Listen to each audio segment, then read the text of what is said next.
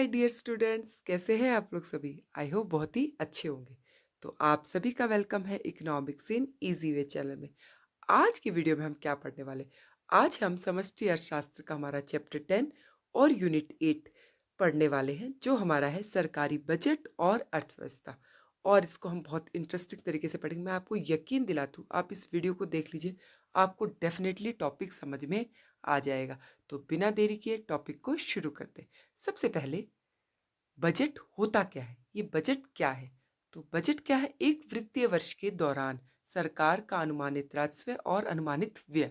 यानी कि वित्तीय वर्ष तो आपको पता ही होगा, 1 अप्रैल से 31 मार्च को हम क्या कहते हैं, वित्तीय वर्ष कहते हैं। उस दौरान सरकार का कितना अनुमानित क्या होगा, हम ये कहेंगे अनुमानित आय।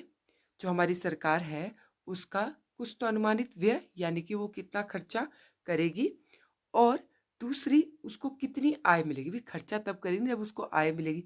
इसी को हम क्या कहते हैं, बजट। जैसे आप अपनी फैमिली से लीजिए, एक परिवार में आप मान लीजिए आपके फादर की इनकम 10,000 है, तो वो तो होगी आप क्या है, अब आप कितना खर्चा कर रहे हो उसका जो आप सोचते हो, भी इतना 10,000 इनकम है तो मैं इतना इतना खर्चा करूंगा, तो ये क्या है, आपकी परिवार का बजट है।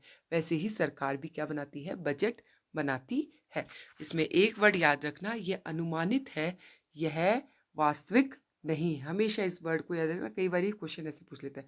तो ये क्या है, अनुमानित है, यह वास्तविक नहीं है। तो अनुमानित मतलब अभी होगा, हमें नहीं पता कितना होगा। ठीक है, तो इस चीज का ध्यान रखना। तो हमने पढ़ लिया, ये सरकार का व्यय और सरकार की क्या है, आय का लेखा जोखा क्या कहलाता है, बजट कहलाता है। अब बजट की संरचना जब हम करते हैं तो दो तरीके से होती है। बजट प्राप्तियां, रसीद की जगह पे आप लिख लीजिएगा बजट प्राप्तियां और बजट व्यय। भाई अभी अभी मैंने बोला, या तो कुछ आय मिलेगी या कुछ व्यय होगा। अब किस टाइप की आय और किस टाइप का व्यय, उसके बारे में जरा देखेंगे। तो बजट की आय में अगर प्राप्तियों में देखोगे तो दो प्रकार की प्राप्तियां, राजस्व प्राप्तियां और पूंजीगत प्राप्तियां। और व्यय में दो प्रकार के व्यय, राजस्व व्यय और पूंजीगत व्यय। ठीक है, अब आप बोलोगे ये तो हमें बिल्कुल समझ में नहीं आ रही। कोई बात नहीं, हम इसको एक बहुत ही अच्छे एग्जाम्पल से पढ़ेंगे। उस एग्जाम्पल को ध्यान से सुनिएगा, आपको अच्छे से समझ में आएगा। तो आज की वीडियो में हम बजट प्राप्तियों के बारे में पढ़ेंगे। इसके लिए हम एक उदाहरण लेते हैं। ठीक है, एक स्कूल का उदाहरण ले रहे हैं कि एक स्कूल है जिसमें एक प्रिंसिपल है। हर स्कूल में एक प्रिंसिपल होता है, और प्रिंसिपल को क्या करना है, स्कूल को विकास करना है, स्कूल को विकसित करना है। विकसित करने के लिए मतलब स्कूल को अच्छा करना है, अच्छी और बिल्डिंग में थोड़ा बेटर करना है, इंफ्रास्ट्रक्चर को डेवलप करना है, ये सब चीज़ें एक प्रिंसिपल को करनी है। लेकिन क्या चाहिए, पैसा। पैसा तो चाहिए ना, बिना पैसे के कैसे होगा। तो पैसा के लिए पहले वो क्या बनाता है, बजट। भाई बजट बनाता हूँ, कहाँ से मुझे आय मिलेगी, कहाँ से मुझे व्यय करना है। तो वो सोचता है कि हम पैसा कहाँ से लाएं, पैसा कहाँ कहाँ से मुझे मिल सकता है। मुझे स्कूल को, अगर मुझे स्कूल को विकसित करना है तो मुझे पैसा कहाँ से मिल सकता है। तो वो सोचता है कि 5 लाख जो हमारे ट्रस्टी है वो हमें दे देंगे।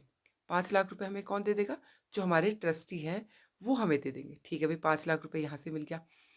दूसरा, अभिभावकों से हम फीस के रूप में करीब 2 लाख रुपए मिल जाएंगे। भाई स्कूल में बच्चे आ रहे तो फीस तो देंगे, तो फीस के रूप में हमें 2 लाख रुपए मिल जाएंगे। ठीक है, फिर कह रहे कुछ हमारे स्कूल में ना कुछ प्रॉपर्टी पड़ी है अवांछित, मतलब जो अभी जरूरत की नहीं, उसको हम बेच देंगे, तो 2 लाख रुपए मुझे वहां से मिल जाएंगे। समझ में आ रहा है, 2 लाख रुपए फीस के रूप में, 2 लाख रुपए अवांछित प्रॉपर्टी जो जरूरत की नहीं है संपत्ति, और 5 लाख रुपए ट्रस्टी से मिल जाएंगे। ठीक है, और क्या करेंगे, हम पड़ोसी स्कूल है, हमारे अच्छे रिलेशन है उनके साथ, उनसे हम ऋण ले लेंगे 2 लाख का।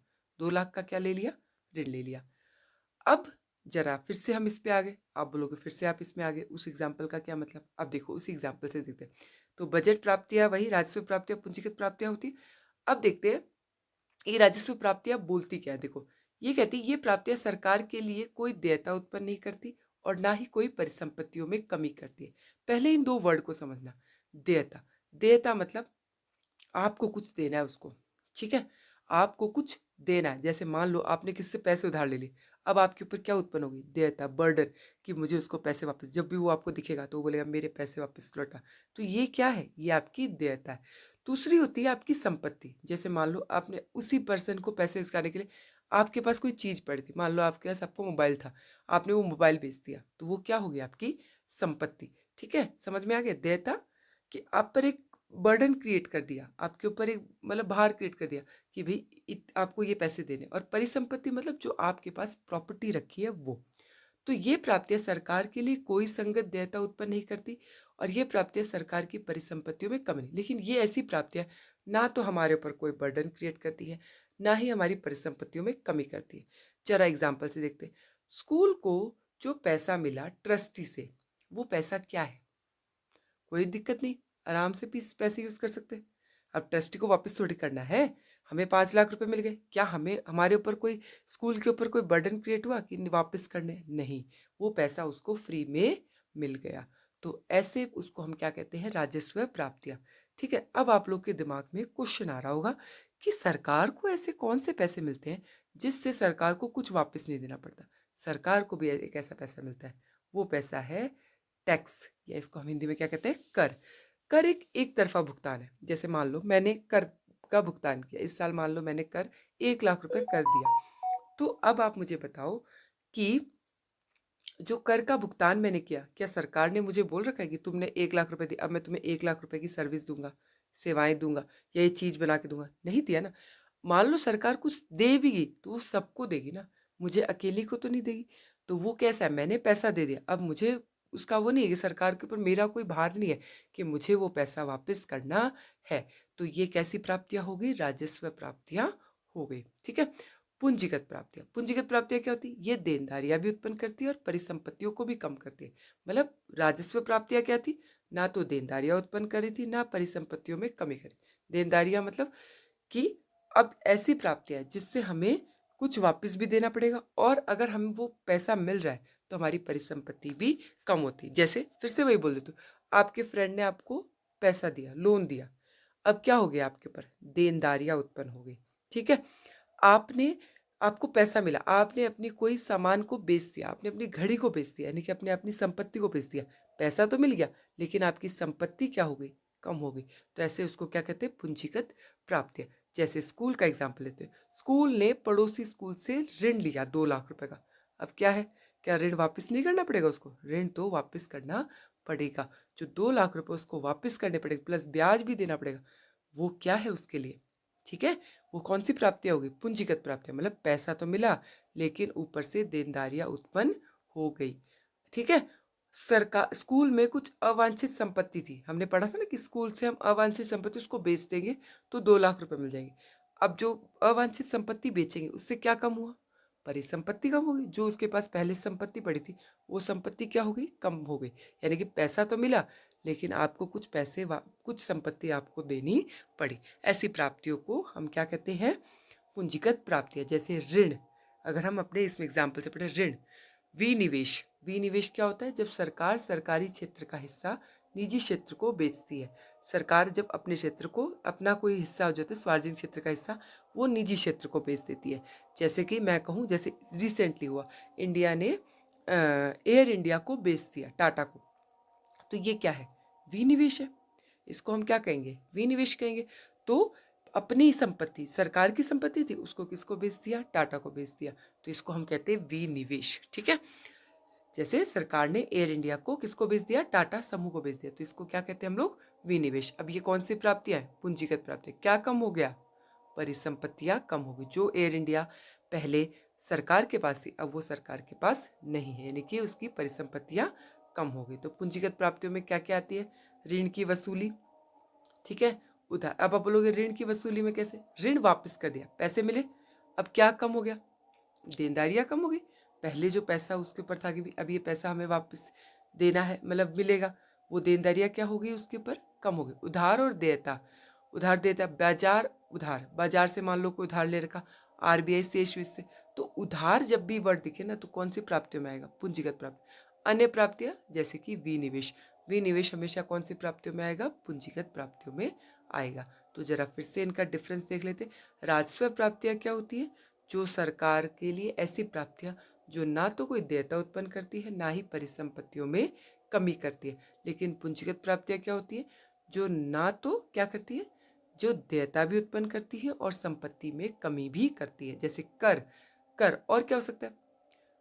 और कैसे कह सकते हैं? मान लो कोई हमें वो मिल जाए, डोनेशन, अनुदान मिल जाए, कोई पैसा ऐसे मिल जाए, जैसे ट्रस्टी से जो पैसा मिला था वो क्या है, फ्री में मिल गया ना, तो वो कैसी प्राप्ति है, राजस्व प्राप्ति है।